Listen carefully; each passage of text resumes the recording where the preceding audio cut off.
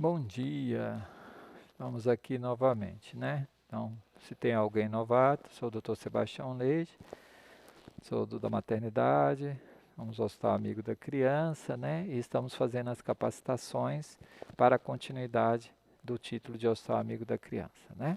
Já abordamos os bebês que recusam peito, bebês que tem baixa produção de leite. Aqui vamos a uma outra necessidade de abordar, que são aqueles bebês que exigem cuidados especiais. Incluem os prematuros, baixo peso, as gravidezes múltiplas, né? Então, várias situações que às vezes podem impactar, né? Então, vamos dar continuidade. Então, bebês que exigem cuidados especiais. Quem são esses bebês, né? Então, a amamentação é fundamental para a sobrevida dos bebês, só relembrando alguns itens, até porque é importante para esse segmento. Mesmo bebês nascidos com problemas congênitos e prematuros podem ser amamentados e suas mães devem ser apoiadas e incentivadas. Quer dizer, é universal, é para todas as pessoas. O que vai ser analisado é cada situação. Essas mulheres precisam de apoio constante, mais encorajamento e ajuda qualificada para estabelecer e manter a amamentação exclusiva. É aquela história. A mãe já está fragilizada porque tem um bebê, entre aspas, que não é o esperado, não é, entre aspas, o normal, é um bebê que tem uma condição especial ou então a gravidez múltipla. Então, aquela ansiedade que é natural do momento, do cuidado do bebê, ela tem de uma forma até mais acentuada por essa situação fisiológica que ela vive, né? Então, quem são esses bebês de cuidados especiais? Vamos ver alguns deles. Pré-termo e baixo peso, gêmeos ou outras gravidezes múltiplas, fenda e lábio palatino, lesão neurológica, icterícia, fraturas, né, malformações, são várias as situações colocadas aqui que podem ser consideradas um bebê especial. São todos onde a gente vai conseguir que ele vá e faça a amamentação, que significa retirar o leite direto do corpo da mãe. Pode ser algumas situações que a gente não consiga. A gente trabalha a retirada do leite e oferta passivamente através da sonda, através do copinho ou através até mesmo do veículo de sucção, quando isso for de uma forma permanente, tá? Então, bebê pré-termo e de baixo peso. Alguns lembretes, né? O leite materno é o alimento ideal, contém fatores de proteção contra doenças, fatores de crescimento, ácidos graxos essenciais e outros elementos que não estão presentes nas fórmulas infantis, né? Que são os ditos, realmente são coisas que só estão presentes no leite humano. Se isso já é fundamental para o neném de termo, imagine para o neném pré-termo e de baixo peso. Então, mais importante ainda. Fórmulas e aditivos podem fazer a mãe pensar que seu leite não é suficiente para o bebê. Lembrar que a mãe, todo aquele mecanismo envolvido, o mecanismo da prolactina e da ocitocina, vai estar mexido. Por quê? Porque já não é o bebê que ela esperava. Veio antes, veio com um problema, então aumenta a ansiedade, bloqueia aquilo. Então nós temos que fazer esse desbloqueio hormonal até para oferecer uma ajuda efetiva. Até que o bebê esteja em condições de mamar no peito, poderá ser alimentado por sonda, copo, xícara ou colher, que são alternativas que a gente vai trabalhar e vocês já viram na aula de ordenha e na aula de avaliar uma mamada. Deve se alimentar com leite da própria mãe ou leite humano pasteurizado. O valor calórico pode ser medido pelo crematógrafo, isso a gente faz com leite vindo do banco de leite, um LHOP, um leite humano ordenhado e pasteurizado, ele vem com a acidez dele e com o valor calórico desse leite e a gente tenta adequar a realidade de cada bebê, tá? Como ajudar a mãe de um bebê prematuro a amamentar? Hoje vocês já sabem, a metodologia de assistência humanizada ao recém-nascido pré-termo, a gente usa a metodologia canguru, né? E aqui vocês vão ver que tem uma estratégia que bate muito com ela. E principalmente nesses pequenininhos, o fato de estar colado no corpo materno, a mãe identificar momentos em que ele quer mamar, é muito mais efetivo do que se ficar distante do bebê, tá? Então, estabeleça o contato entre mãe e bebê o mais rápido e íntimo possível, dia e noite. Estimular que a lei, a portaria 930, que é um dos critérios da IAC, como a gente já falou, ela seja efetiva. Então, se o bebê foi para a UTI ou para a unidade de cuidados intermediários, a mãe possa permanecer junto o máximo de tempo possível, até 24 horas, se for o caso. O neném teve condições de sair, de ir ao colo, a mãe poder pegar esse bebê e levar ao colo. Facilite e estimule a presença da mãe e do pai na UTI para cuidar do bebê. Mesma coisa, efetividade da portaria 930, tá? Providencie um local para a mãe descansar enquanto estiver no hospital. Vocês lembram que via Rede Cegonha, tive a questão de estimular que esse bebê pudesse ficar junto da mãe, né? E que ela ficasse próximo ao hospital, com as casas de gestante, bebê e puérpera. Né? Perto da maternidade Dona Iris, você tem uma casa que poderia fazer. Isso serve para os hospitais que têm gestação de alto risco. Para os de baixo risco, como essa situação não é tão grande, não é tão constante, não é ofertado esse recurso da casa de gestante, bebê e puérpera. Mas próximo às unidades hospitalares de gestação de alto risco ou onde tem UTI neonatal, isso deveria ser oferecido. Tá? Então, tudo no sentido. E por isso que a portaria 930 entrou como um critério de credenciamento como hospital amigo da criança, por quê? Porque efetivamente você está promovendo que a mãe perceba a situação do bebê, vá perdendo aquele medo, aquela ansiedade, se sinta mais segura para o cuidado e, consequentemente, da amamentação. Tá? Então, vamos favorecer isso. Propicia a presença constante e a participação dos pais no cuidado do bebê de baixo peso. Aí a metodologia canguru é um dos métodos, sabe? A DEC, mesmo dentro das UTIs, das UCI, mesmo se for convencional, não for canguru, a mãe poder participar desde o início, de como o filho está, a evolução esperada, né? E vai a equipe médica, a equipe assistencial, não só a equipe médica, está preparada para receber essa mãe, essa família lá dentro, tá? Quando que o bebê está pronto para mamar, o prematurozinho? Aí você tem que analisar por idade gestacional, por movimentos, aí tem várias relações. Aí, nesse momento, você precisa de um profissional especializado mesmo. Se ele está na UTI, ele está no UTI pediátrico ou UTI neonatal. Mesma coisa, unidade de cuidados intermediários. Então, tem alguém que sabe dizer se ele está pronto da questão da maturação, no tempo de vida para estabelecer sucção, deglutição, respiração, que a gente chama de coordenar esse processo. E isso o profissional médico vai fazer isso e determinar. Não, ele já tem capacidade de coordenação. Então vamos ver quando ele quer mamar, que movimentos que ele faz, né? Então, adquire estabilidade das funções vitais. A gente já viu, o canguru não veio para substituir a incubadora, um respirador, nada disso. Ela veio para aproximar essa família do bebê, para ela ir se vinculando a esse bebê de uma forma, que todos nós sabemos que existe a vivência do luto daquele bebê imaginário. Só de receber um neném que não é prematuro, ele é termo, AIG e tudo, que é diferente do que ela tinha imaginado, ela já tem um luto, imagina quando ela recebe um bebê prematuro e que fica distante dela e precisa de um cuidado diferenciado, né? O bebê, quando ele quer mamar, ele faz movimento de sucção, ele traz a mão até a boca. Então, são movimentos que a gente vai começando a perceber. A gravura aqui não é muito boa, né? Porque parece que o neném vai ter a ser sufocado pelo peito e não é uma posição habitual. Mas pode ser essa posição que a mãe acha mais confortável, né? Como estabelecer e manter a produção de leite para esses bebês? Por exemplo, se eles não podem ir ao seio, mas a mãe estando junto, olhando para o filho, sentindo o filho, ela vai perceber as mesmas fisgadas, né? Quer dizer, a ocitocina começando a trabalhar e fazendo as células mioepiteliais começarem a comprimir os alvéolos, é aquela fisgada que ela chama, a sensação de descida de leite. Então, vocês vão ver que é bem efetivo, né? E se a mãe não pode colocar o bebê para amamentar diretamente, ela começa a ordenar o leite nas primeiras 6 horas. Aliás, gente, essa é uma questão que nós precisamos acentuar aqui na maternidade mesmo. Por quê? Toda mãe, está escrito lá na IAC, é um dos critérios de avaliação. No máximo 2 horas após ela ter ganhado o neném, independente de estar com ele ou ser separada dele, já tem que ser visualizado como é que está, ensinado ela a massagear a areola e o mamilo, massagear o seio, acompanhar uma mamada. E outra coisa, nasceu, o bebê ficar junto da mãe essa hora, isso é fundamental para a formação de vínculo. A primeira mamada não é para extrair leite, não é para extrair colostro, é para favorecer o vínculo.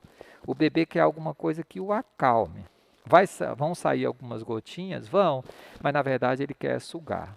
Então vamos favorecer esse contato precoce, o passo 4.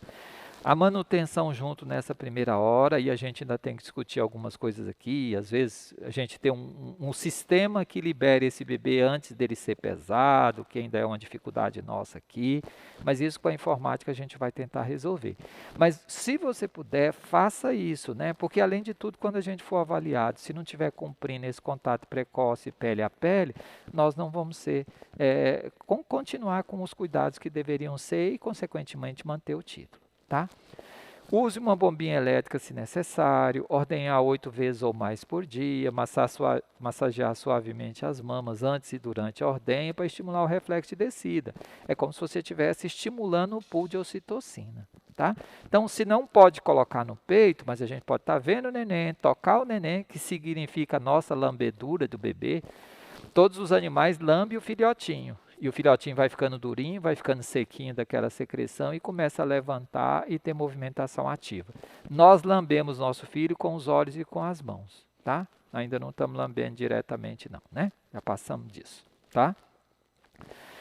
Como amamentar o bebê de baixo peso prematuro? Então, vamos orientar a mãe. Vocês já viram as situações aqui, ó, começar a ordenhar e tudo. E como você vai orientar a mãe para ela aumentar o bebê de baixo peso ou prematuro. Como amamentar esse bebê, né? Posicionar o bebê sentado em seu colo ou cavalinho, ver se tem uma foto aqui, a mão. Apoiar o pescoço e a cabeça do bebê para controlar o movimento. Lembrar que quanto mais prematuro ou com lesão neurológica, mais vai ser frágil a musculatura cervical. Então a cabeça fica caindo. Então ela tem que ser segura, sem comprimir em relação ao seio, mas deve ser segura. Apoiar a mama para controlar o fluxo de leite e mantê-la na boca, ordenhar o leite direto na boca do bebê. A gente não faz muito isso, prefere tirar e colocar no copinho e oferecer. Para que ele não tenha a sensação de estar extraindo leite de forma passiva no seio, que ele vai sentir o seio. Tá? Aqui uma posição que a gente coloca, é como se você colocasse, ó, você apoiou o peito e coloca a cabeça do bebezinho aonde você está vendo aqui, onde tem o dedo, ó, onde eu estou com o cursor do mouse aqui. Ó. É a cabecinha, apoia o queixinho dele aqui que ele fica frente a frente ao seio. Vamos ver se tem outra foto aqui. Não, essa aqui é outra forma, né? Então, quando você estiver com ele, você tentar posicioná-lo, que é isso que pediu aqui, ó, apoiar o pescoço e a cabeça do bebê para controlar o movimento, apoiar a mama para controlar o fluxo de leite, mantê-la. Lembrar sempre que se for uma mama que estiver muito cheia, você vai fazer a massagem, a ordenha da areola para depois você levar o bebê, né, e posturá-lo nessa posição. E uma necessidade que às vezes a gente tem é de deixar esse bebê prematuro ou baixo peso com menos roupa, para que ele se sinta um pouco não confortável para poder sugar de forma mais eficaz e não dormir imediatamente. Tá?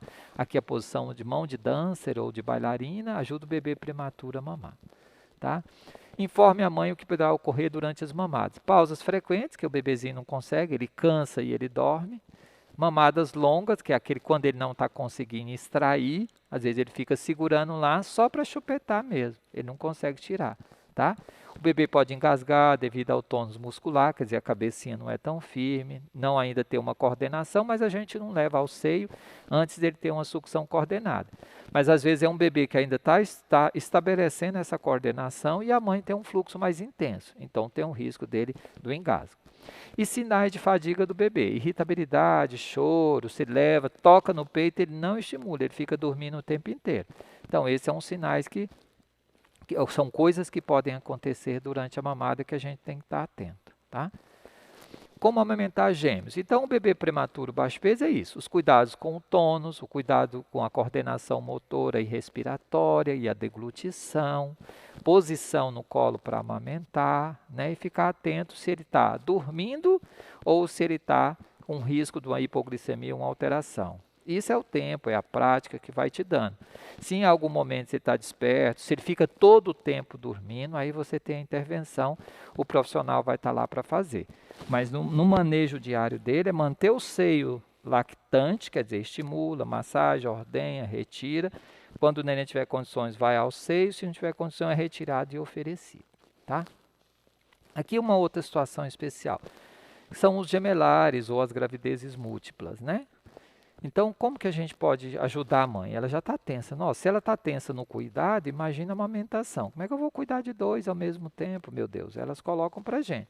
E a gente sabe, se a gente conseguir oferecer algum nível de tranquilidade, de acolhimento a essa mãe, ela consegue ter produção e consegue ter liberação desse leite, porque a prolactina e a ocitocina vão estar efetivamente funcionando. Agora, se já tem o cansaço de cuidar, já tem o cansaço, às vezes, de um parto não transvaginal, um parto cirúrgico, já tem o cansaço do apoio não ser tão efetivo, e se a gente chega ainda não com uma opção para ela, aí ela vai desesperar, né, gente? Aí nós temos que estruturar alguma coisa para ser feito. Conseguir ajudar para as tarefas domésticas, que é isso, né? Eu falo que sempre na maternidade, falo sempre com a Davis e com a psicologia daqui. Nós precisamos resgatar o resguardo no sentido de resguardar a mãe das atividades que são desvinculadas do bebê. Por isso que ela fica 30, 40 dias, ficavam, né? Hoje nem tanto, pela dificuldade das próprias pessoas de ajudar no cuidado, das avós e tudo. Mas se a gente tiver esse cuidado dela aprender, né? E o resguardo não é resguardar de outras atividades de casa e fazer tudo por ela em relação ao bebê. Não. É resguardá-la dessas atividades rotineiras de casa e ajudá-la no cuidado do bebê. Porque quando você for embora, ela tem que se sentir capaz de fazer as duas coisas, tá? Então, esse é o sentido do resguardo. Descansar entre as mamadas, amamentar os dois ao mesmo tempo, como vocês estão vendo na foto, alternar os peitos para cada bebê. Aí tem várias estratégias, aí vai tentando adaptar. Não precisa um peito para cada bebê, você pode misturar os dois, deu num, depois dá no outro, não tem problema não, normal. Mas a mãe vai se ajeitando e achando o ninhozinho dela para poder acomodar mais de um bebê no colo, tá? Várias posições para você amamentar gêmeos, tudo na tentativa, se você conseguir amamentar os dois ao mesmo tempo, pode ser que sobre mais tempo para você descansar. Mas se quiser um de cada vez, também não tem problema, tá? Mães que às vezes estão muito cansadas, a gente tem a alternativa. Retira o leite do peito e vai oferecendo para um enquanto amamenta o outro. Depois inverte essa situação. Então, o que nós não podemos é desesperar junto com ela, é gerar uma falsa sensação de que vai ser fácil, ou então uma falsa sensação de que não vai ser possível. É achar um meio termo. E para isso eu sempre friso novamente. Apoia na mãe, faz o seu foco na mãe, descubra como ela está, né? Não julgue, porque você fala assim, nossa, mas a mãe chegou aqui já desse jeito, essa não vai amamentar. Ah, essa está assim, assim, assado, não tem quem ajude, ela não vai amamentar. Não, gente, você identificou a situação, vamos fazer uma ajuda efetiva, né? Que é o nosso papel. Ó, com fenda e lábio palatal, vai depender muito do tipo de fenda, né? A fenda, que é a goela de lobo, que é a abertura daquele dentro da boquinha, ela pode ser parcial, pode ser total. Então, tem dificuldades que você tem que trabalhar. E aí você vai mensurar o risco e o benefício, tá? Quando tem só a fenda, não tem o lábio palatino, às vezes ela consegue firmar a mamada ao seio e você vai coordenando. Se for um peito com grande fluxo, a gente esvazia um pouco para não ter risco dos engasgos, né? Mas a gente vê isso pouco na prática. Agora, quando tem a fenda labial, aí você tem que achar um mecanismo que você consiga controlar para que esse bebê, você faça uma vedação, porque o que você precisa é colocar com o dedo ou com o próprio seio materno uma forma de vedar para que mantenha a pressão, tá? Então, posicionar o bebê sentado no colo para que nariz e garganta fiquem mais altas que o peito, são estratégias. A mãe pode fechar a fenda com o dedo ou com o peito, como eu falei. Pode-se usar uma placa dentária, existem essas placas especiais durante as mamadas para cobrir a fenda. Ordenhar o leite direto na boca, apoiar a mama para controlar o fluxo e complementar as mamadas se não forem tão efetivas, tá? O que não dá é para você garantir sucesso de 100% em nada, não só nessa situação e nem que necessariamente não vai estar. Tentar desmistificar o conceito de que mamar no peito, o risco de engagar é maior do que se eu for dar numa mamadeira, principalmente se o fluxo do bico for menor. Isso, nas estatísticas, não é assim. Se você facilita é o desmame pensando desse jeito. Fácil? Não, claro que não é fácil. Mesmo porque essas mães tendem a ter mais dificuldade de amamentação porque elas não querem ver a situação do filho. Quem quer ver um filho com a malformação visível e tudo? Isso ela tem que elaborar primeiro, vivenciar esse luto, conseguir ultrapassá-lo para que ela consiga também na amamentação, tá? Como amamentar um bebê com lesão neurológica? Aquele que é ela teve uma encefalopatia ou por hipóxia, anóxia, mas é um bebê com a flacidez comum dos bebês neurológicos, ou então com a hiperreflexia comum desses bebês. Aí a posição do bebê para que sua cabeça fique apoiada, já que ele não tem tônus cervical, que é essa posição de bola de futebol americano. Apoiar o peito e o queixo do bebê para estabilizar, como vocês viram na mão de bailarina. E se for necessário, a mãe pode ordenhar e oferecer o leite em xícara, copo ou colherzinha, tá?